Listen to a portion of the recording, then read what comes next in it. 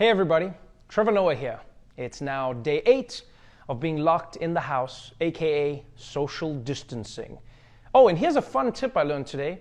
Your phone doesn't just do Instagram, it can also make phone calls. Pretty neat. Hashtag life hack. Anyway, on today's episode, we're going to catch up on the latest news, like how China is getting the coronavirus under control, US politicians are making money off of the crisis, and New York and California are shutting it all down.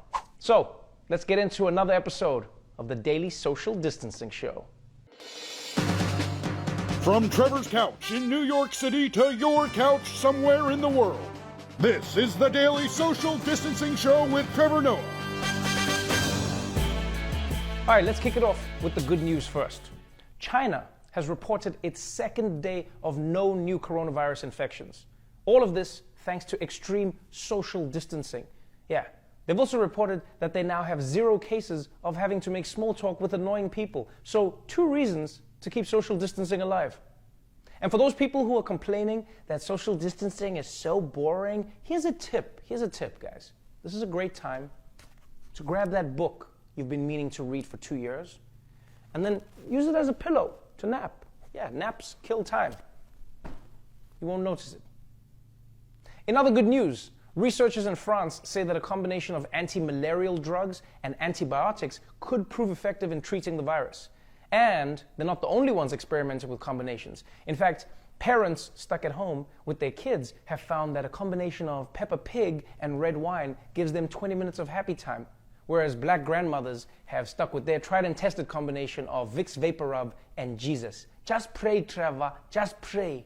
He will heal you. And if that fails, go to the hospital. So that's some good news for the day. Unfortunately, on the shitty side, Italy is reporting that their coronavirus numbers have now officially surpassed China's. And yesterday, they saw their highest death toll so far with over 400 deaths in one day. And repeatedly, Italians have urged all other countries around the world to use their crisis as a cautionary tale. Italians are warning the world, if you don't take coronavirus seriously, it sneaks up on you and it explodes out of nowhere. Kind of like the same way Adam Driver snuck up on all of us. Like for a while, he was just that weird boyfriend on Girls, and suddenly, bam! He's Star Wars, Marriage Story, and the Black Klansman. We never saw it coming. So every country needs to heed Italy's warning. And if there's one country that has a horrible track record of heeding warnings, it's the United States. Because it just came out that America hasn't even been heeding its own warnings. Yeah, leaked documents show that the Department of Health and Human Services ran a simulation of this exact type of crisis just last year, showing that a respiratory virus starting in China could easily jump and spread into the United States. So the federal government had a model that showed this exact scenario, how it would almost exactly happen, but it got almost no attention from Trump's White House. And that's probably the first time Trump has ever ignored a model in his life. In fact, normally it's a model who's ignoring him. And the White House ignoring these warnings isn't the only reason to be pissed off at politicians today. Because last night, and this is one of the craziest stories, last night we learned that at least 4 senators may have gotten advanced information about the coronavirus and then sold their stocks before the market crashed. Yeah. Now these senators say that them making money off of this coronavirus information is all a coincidence, but come on people, really? Yeah, you got top secret corona information, and then you just happen to dump your stocks that get affected by coronavirus? Get the fuck out of here, man. This would be like if the captain of the Titanic was just walking around in a life vest before hitting the iceberg, like, don't worry everyone, I'm just wearing this as a fashion accessory. Now please enjoy the buffet. Everything is normal. And that's another reason we should all be pissed off right now. Politicians knew months ago how bad this thing would be. But in public, they were acting like everything was cool. Like, I don't like that they made some money on the stock market, but I hate that they were telling us it was okay to lick doorknobs until like yesterday. And those aren't the only politicians pissing people off right now, because yesterday, the White House and Mitch McConnell proposed a stimulus package that would give direct financial assistance to the middle class. $1,200 per person, which sounds great, right? But The catch is that for those people who are really poor, they only get $600, which is insane. The people who need help the most are going to get less money? How does that make any sense? Huh? That would be like a firefighter driving past the burning house to first go blow out someone's birthday candles. I'll save your house later, but Claire is turning 25. And the reason it's so important for the government to help people who earn the lowest incomes is because coronavirus is already starting to cost people their jobs. People who work in office jobs might be able to work from home, but many people who work hourly have already been laid off. In fact, Treasury Secretary Steve Mnuchin estimated the unemployment rate could go all the way up to 20%. That's really scary when you think about it. Just imagine that many people not working. And not like Ivanka not working. I'm talking like real not working.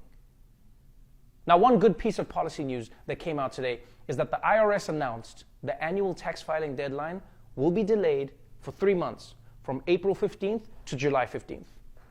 So yes, that's really big news. The IRS actually pushed back tax day, or as billionaires call it, the what day? Tax? Is that a word? I'm actually glad they're pushing back tax day. And I think what they also need to do is move April Fool's Day, because coronavirus is not going to be a great time to make pranks. Guess what, honey? They found a cure for coronavirus. You can go outside. Yay! Ha-ha! April Fools. We can never leave. All right, I'm going to go poop in the bathroom with the door open. I love you. Now, with all the fear and uncertainty and chaos gripping America right now, the nation needs a leader more than ever to reassure people through these trying times. Unfortunately, the nation only has Donald Trump. Nearly 200 dead, 14,000 who are sick, millions, as you witnessed, who are scared right now. What do you say to Americans who are watching you right now who are scared? I say that you're a terrible reporter. That's what I say. I think it's a very nasty question, and I think it's a very bad signal that you're putting out to the American people. The American people are looking for answers, and they're looking for hope. And you're doing sensationalism, and the same with NBC and Comcast. I don't call it Comcast. I call it Comcast. Let me just for whom you work. Let me just say something. That's really bad reporting. Okay, what the hell happened there? That was the easiest softball a president can ever get. What can you say to comfort the nation? And Trump completely lost his shit. This would be like a priest asking you at your wedding, do you take this woman's hand in marriage? And you're just like, God damn it, what's with all the questions, man? Huh? Why are you interrogating me? You're a horrible priest, man. Dude, till death. Why are you asking about death? I'm at my wedding, man. So yet again, Trump came out and turned the press conference into a cage match. But luckily, while Trump is throwing temper tantrums, states in America are doing their own thing.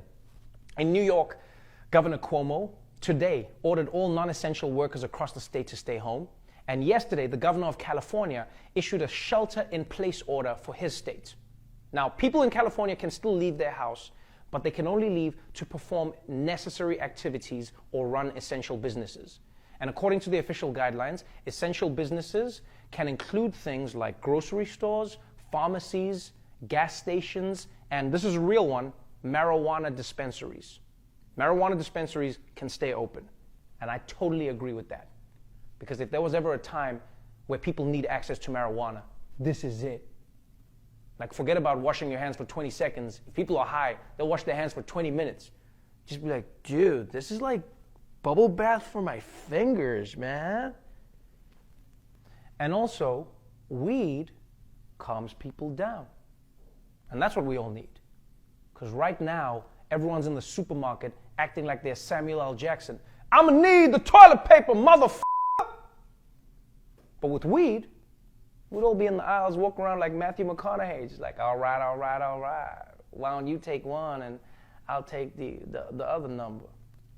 Oh, and another great reason to smoke weed is that it makes time disappear.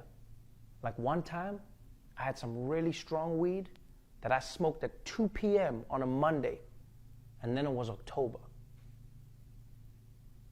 Now, please remember, guys, while some of us are stressing at home about what show to binge next on Netflix, hospitals have a real issue on their hands. They're running out of supplies. Face masks, gowns, ventilators, all the equipment they need to protect themselves while they're treating us. So, Roy Wood Jr. reached out to Dr. Alcaraz, a primary care physician here in New York City, to find out more. I had a video conference with Dr. Catherine Alcaraz here in New York City for a non-COVID situation, also not an STD, and she had some bad news for me about what this epidemic means for healthcare workers. I have doctors in California and in Oregon that are telling me they are seeing patients without masks. There's a shortage of many essential supplies. Some healthcare workers have already been infected, including at least 2 doctors who are now in critical condition. And if that's not bad enough, people are hoarding and stockpiling these N95 masks. Whatever happened to the good old days of toilet paper? Masks. That's what people hoarding. Yes, definitely hoarding them. We're in a crisis situation. We're in a pandemic. There are doctors and nurses that are on the field risking their lives and their families' lives.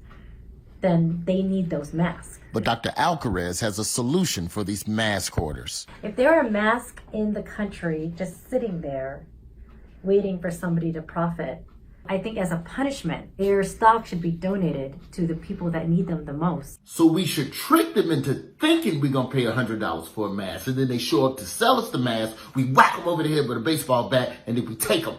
No. I do not think we should go and commit crimes. Do you need masks or not? If you have any handy, or if you know somebody that has a stockpile, if they are kind enough to see the fact that our doctors are without and putting themselves at risk, would you mind donating them? Just persuade them. Without committing a crime. No crimes. No crimes. Look, if you do know of anyone with a stock of N95 masks, please politely suggest that they donate them to our healthcare workers risking their lives on the front lines. Do not hoard them, because if you do, I'm coming for your ass. Thanks, Roy. But please don't get in trouble with the law. And if you do, don't mention my name. All right. That's it for today's episode of the Daily Social Distancing Show. Thank you so much for tuning in. I know you are at home stuck, but I still appreciate the fact that you're stuck with me. And before we go, if you want to help out during this time, don't forget, you can help others who are out there. Once again, we're going to ask you to donate to NoKidHungry.org and help kids get a good meal while their schools are shut down. And if you want to help feed kids in New York City specifically, then please go to cityharvest.org and donate whatever you are able to donate. Stay safe out there. I'll see you guys again soon. But first, here it is, your moment of Zen. You know what I'd like to do? I'd like them to go back to the State Department, or as they call it, the Deep State Department, if you don't mind. I'd like to have him go back and do his job. So does anybody have any questions? Please.